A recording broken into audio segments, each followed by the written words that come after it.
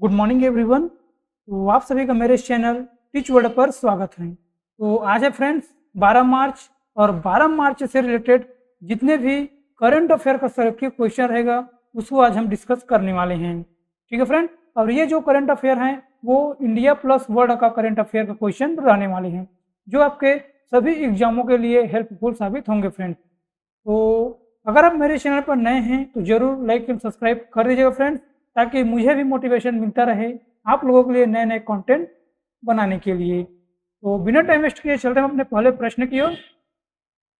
देखिए फ्रेंड, सबसे पहला हमारा प्रश्न है, मार्च 2025 में रक्षा लेखा महानिदेशक का प्रमुख किसे नियुक्त किया गया है?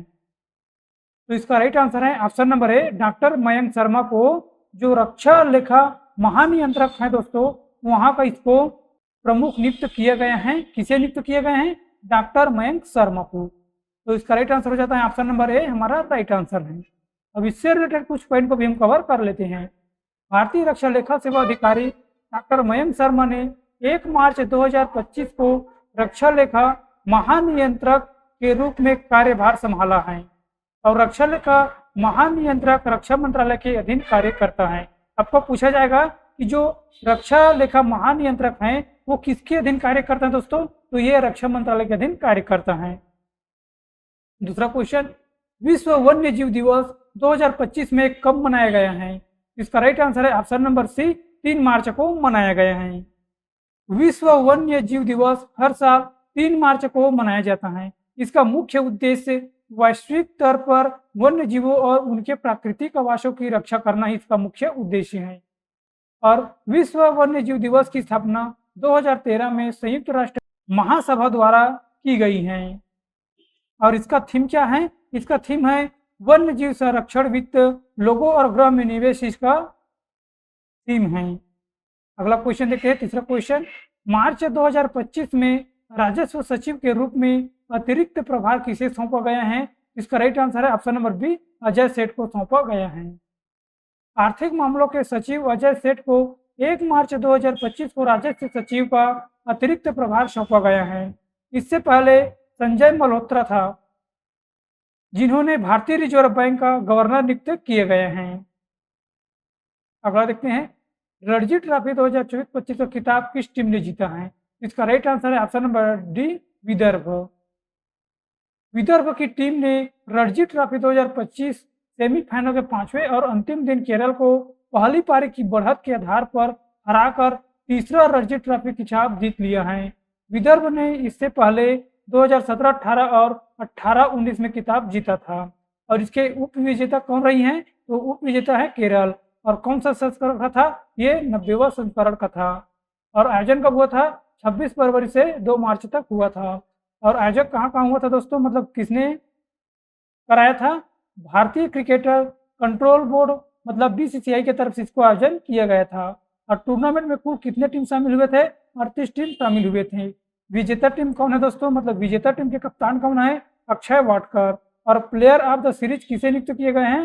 हर्ष दुबे को। तो ये मोस्ट इंपॉर्टेंट हो सकता है फ्रेंड, क्योंकि स्पोर्ट्स रिलेटेड 1-2 क्वेश्चन देखने को जरूर मिलेगा।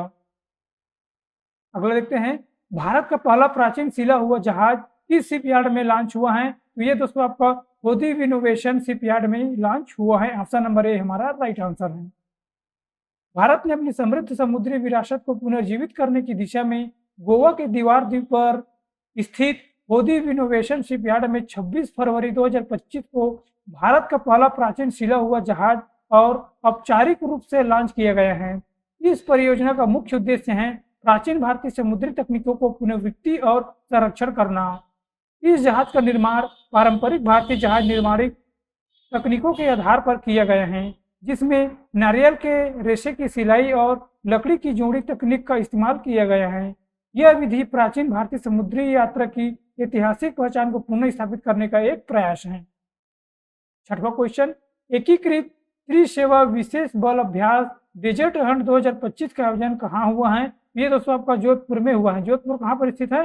राजस्थान राज्य में उपस्थित है। एकीकृत त्रिसेवा विशेष बल अभ्यास डेजर्ट हंट 2025 का आयोजन 24 से 28 फरवरी 2025 तक वायुसेना स्टेशन जोधपुर में किया गया है, जिसमें भारतीय सेना, भारतीय नौसेना और भारतीय वायुसेना के विशेष बलों ने भाग लिया है। इस अभ्यास का मुख्य उद्देश्य रहा है संयुक्त ऑपरेशनों, समन्वय और विभिन्न बलों के बीच तालमेल को मजबूत करना ही इसका मेन उद्देश्य रखा गया है। अगला क्वेश्चन, सूफी महोत्सव जहान-ए-खुसरो 2025 की 25वीं वर्षगांठ का आयोजन कहाँ किया गया है? इसका राइट आंसर है ऑप्शन नंबर सी, नई दिल्ली में किया गया है। जहान-ए-खुसरो सूफी महोत्सव 2025 की 25वीं वर्षगांठ का आयोजन 28 फरवरी से 2 मार्च 2025 तक नई दिल्ली में किया गया है। इस प्रतिष्ठित समारोह का उद्घाटन प्रधानमंत्री नरेंद्र मोदी ने किया है, जिसमें दुनिया भर के सूफी संगीतकारों, कवियों और कलाकारों ने भाग लिया है। इस महोत्सव का मुख्य उद्देश्य है सूफी संत अमीर खुसरो की समृद्ध विरासत का सम्मान करना और यह आयोजन भारतीय संस्कृति की वसुवैध कुटुंबकम की भावना को जीवंत करता है। 8वां क्वेश्चन, किस राज्य सरकार ने सभी सरकारी स्कूलों के लिए मुफ्त बिजली देने और इल्लिकी वंदनम योजना शुरू करने का घोषणा की है? ये है दोस्तों आपका आंध्र प्रदेश सरकार ने किया है। शिक्षा में बदलाव लाने के लिए एक बड़े कदम के रूप में आंध्र प्रदेश सरकार ने सभी सरकारी स्कूलों के लिए मुफ्त बिजली देने की और इल्लिकी वंदनम योजना शुरू करने की घोषणा की है। इस योजना के तहत सरकारी और निजी दोनों स्कूलों में कक्षा 1 से 12वीं तक के छात्रों को प्रति वर्ष 15,000 की वित्तीय सहायता प्रदान की जाएगी।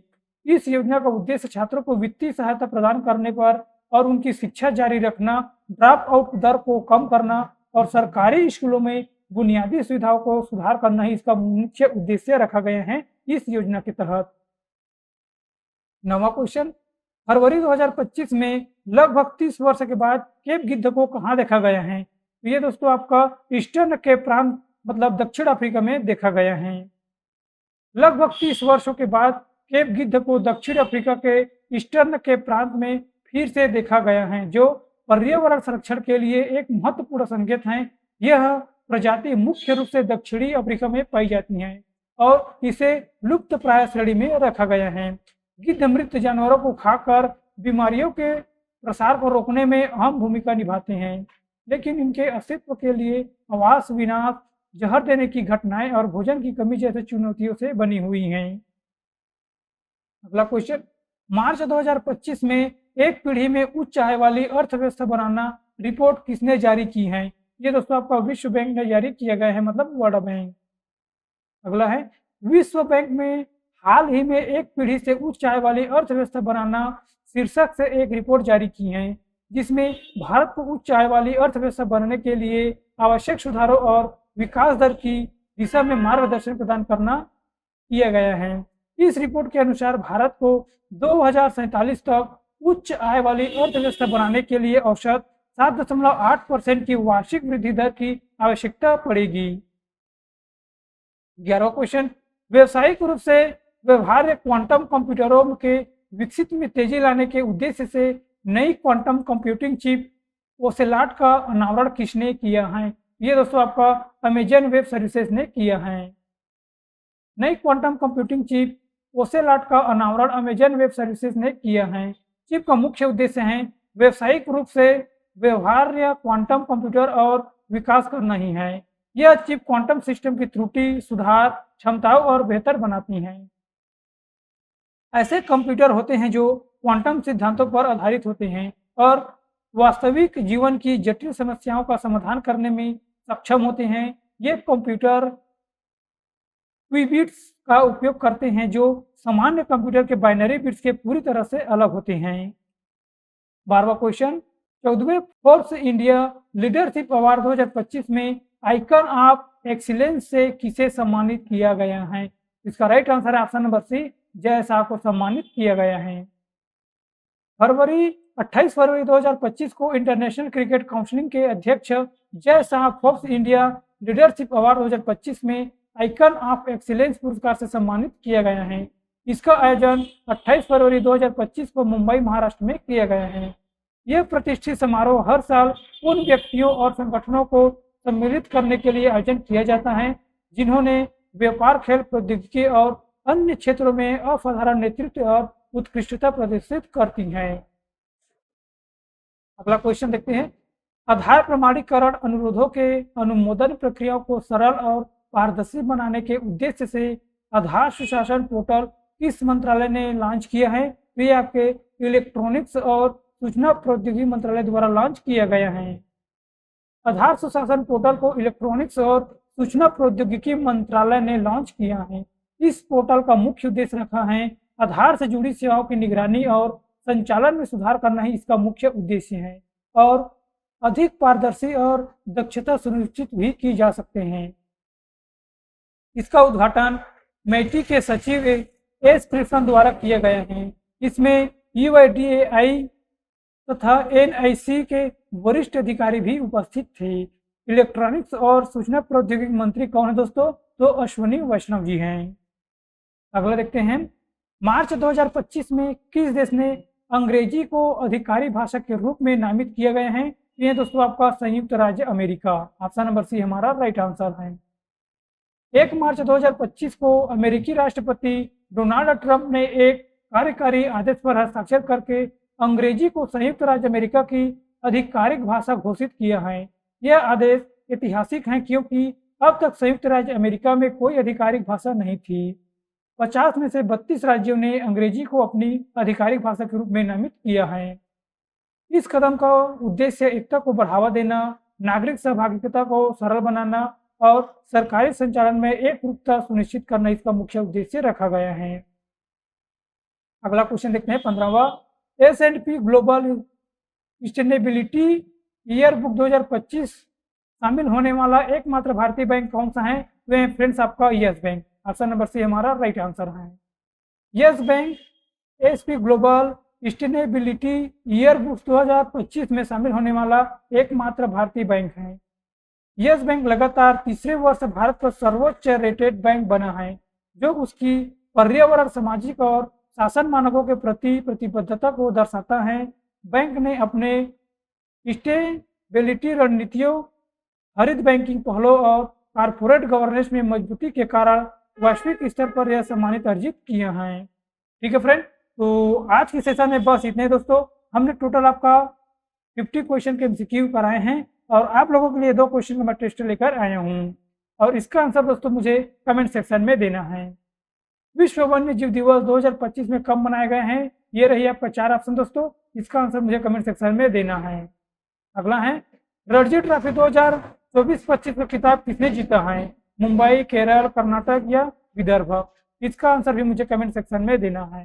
ठीक है फ्रेंड्स, तो ये सेशन आपको कैसा लगा फ्रेंड्स, उसका फीडबैक भी मुझे जरूर देना है ताकि मुझे भी पता चलता रहे फ्रेंड्स कि आपको ये सेशन कैसा लग रहा है। ठीक है दोस्तों, तो आज की इस वीडियो में बस इतना ही। मिलते हैं अगले वीडियो पर। Thank you and so much.